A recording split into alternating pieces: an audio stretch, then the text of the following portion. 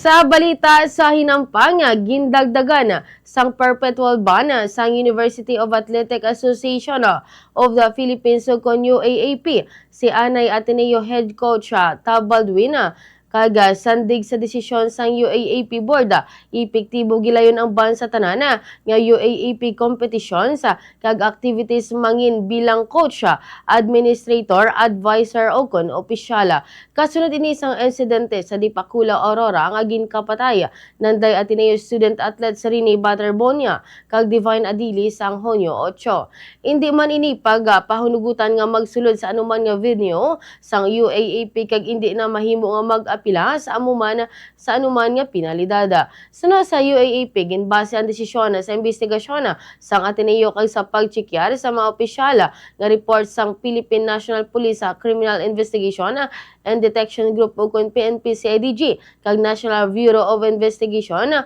o kon NBI may kaangtanan sa nasambit nga insidente.